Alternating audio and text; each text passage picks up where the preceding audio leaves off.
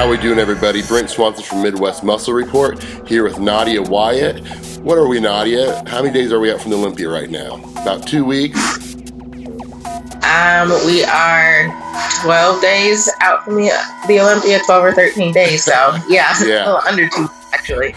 I knew that. I was just seeing if you had it down to the exact minute and hour. I have to count down for how many days of work I have left and how many days until like the actual show is. So I got 2 countdowns going. Yeah. Oh yeah.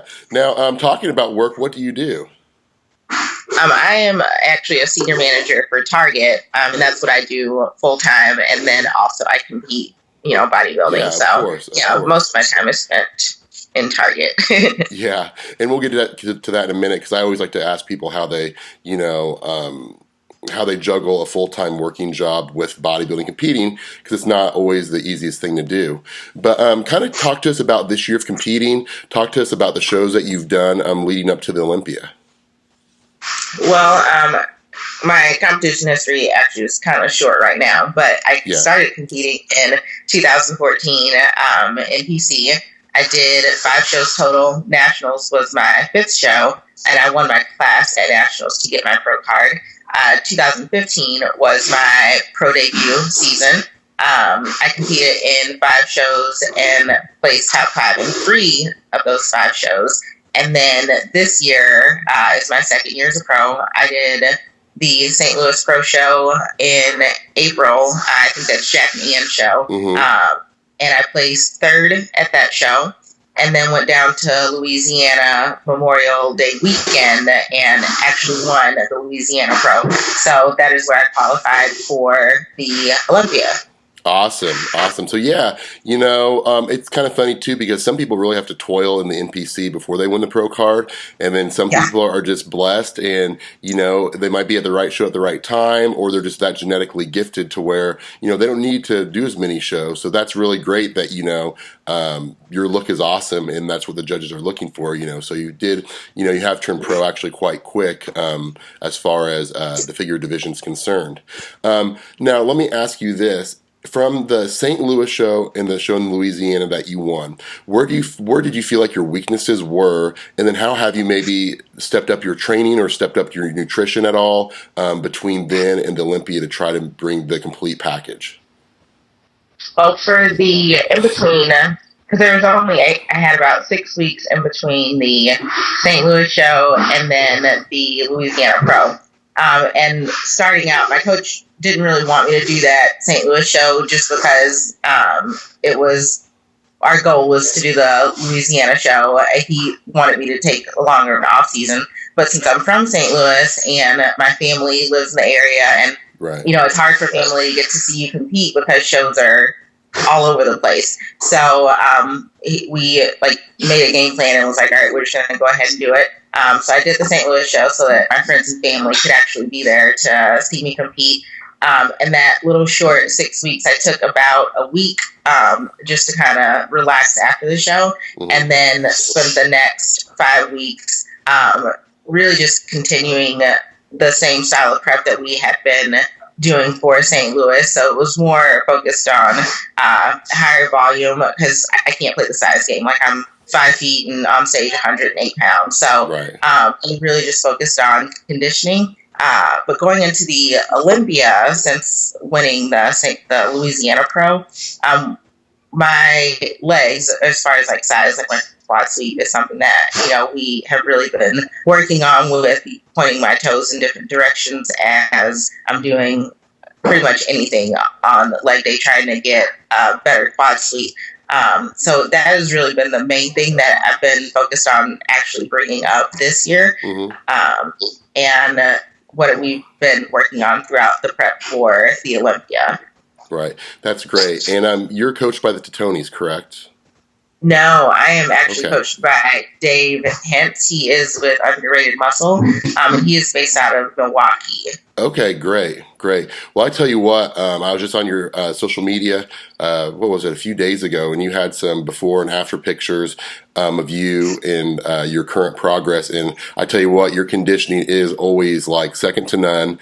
I feel like your quad sweep has come up quite a bit, and you just look razor sharp, and you still got 2 weeks left. So it'll be really interesting to see how the judges like your look versus everybody else's at the Olympia, and just kind of go from there. Now, the St. Louis show and the show that you turned pro at, those were earlier in the season, so you kind of had almost like a true off season to make those gains. Yeah. Do you like that better? I mean, are you glad that you had that, what was it, probably 4 or 5 months to make those gains? Or do you think it could have been better for a competitor, and it doesn't have to be you, but just a competitor in general, to hit a show closer to the Olympia than roll right into the Olympia? I prefer the way that we're doing it now. Like, I like having that really long off season. I didn't want to do a show right before the Olympia, because in my mind, and I don't know if this is true or not, like, you're just as good as your last show. Right. So yes, I'm a firm believer in that. Louisiana Pro.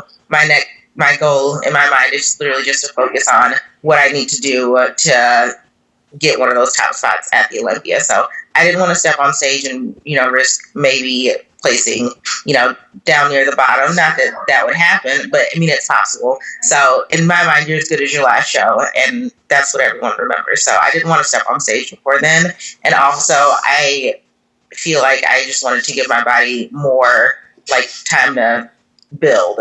So stepping on stage would have been counterproductive for me anyway. Yeah, no, I firmly agree. And I think, having that block of time between when, obviously, the judges loved your look because you placed first. You know what I mean? So having that block of time between your last win and the Olympia, just to make that many changes in your physique, you really have a chance to come into the show, which I think you will, looking at, your pictures on stage and your pictures now, to where when you get on stage, they'll be like, whoa, like, this girl really, stepped up her game even more. Like, we really need to look at her and maybe put her in the first call outs, and then whatever happens in the first call outs ends up happening. So I definitely think you're definitely putting yourself in a great position to do really well at this show. So what are you, now let's kind of go back to your work. You said you work full-time at Target as a manager. What does a typical day look like for you, and how do you juggle the training and the cardio and the meal prep? And just kind of tell us all how you make it work for yourself, just because I know a lot of people struggle in that area. Well, I do have somewhat of a set schedule, and my schedule is made months in advance, so I know if I may not know specific times, but I'll know I'm early at work one day or late at work another day, or I also rotate weekends off. So I have pretty much a set schedule, but I'll meal prep one day of the week. And I used to do the meal prep where, I would have 15 million different Tupperware dishes with each meal sitting in the fridge. But honestly, that is so unrealistic for me. So now the way it works for me is I literally, if you open my fridge, I have a huge bowl of chicken, a huge bowl of fish, a huge bowl of beef, a huge bowl of turkey, a huge thing of rice, a bunch of potatoes. So everything is just in one compartment of its own, just a really big dish. Right. And then I just get out in the morning and take it with me. So I also have a 6-pack bag that I use for when I have to, for bringing my food to work, as well as if I'm going to be later, end up traveling somewhere. So I use it going places, but I just meal prep one day a week. And then as far as my training goes, so my coach, he's never had me do fasted cardio in the mornings or anything like that. I mean, sometimes I might feel a little zealous and think, I'm going to go get my cardio in before I go to work. That doesn't happen most of the time. I have to sleep. But I have no problem spending my evenings in the gym, and I typically do that. So after I get off work, I'll go home for an hour or so, eat, kind of mentally prepare to go to the gym and, get my workout in, and that's pretty much it. So really, in my mind, I just do whatever I need to do to get my workouts done. So if that's going to do cardio in the morning and then go to work and then lift, or if that's going to work and then doing my cardio and lifting after work, I don't really have a this has to be done at this time. It's just, you know, I know I got to do cardio and I know I got to lift. So it's just kind of fitting it in and making sure it is a priority. So right. And kind of let's go back to your training. You know, if when people go on your Instagram, when people go on your Facebook, that is one thing that I definitely noticed is that your quad sweep has definitely come up. If you don't mind, can you tell us, you know, are you hitting legs more frequently? Or are you changing the exercise that you're doing? What do you feel like really in this off season added that extra, you know, size to where it makes your waist now look like it's non-existent? You know, because when you have a bigger quad sweep, it makes your waist look even tinier. So kind of maybe tell us your game plan and your plan of attack in getting the gains that you have. So naturally, when I walk, my feet point outwards for some reason. I guess I just wasn't taught to walk properly.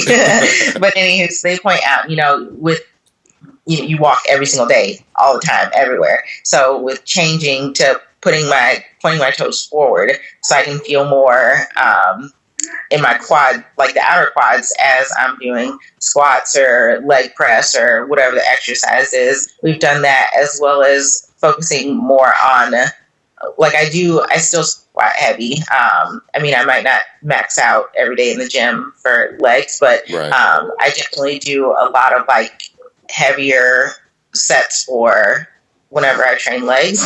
I still train legs once or twice a week.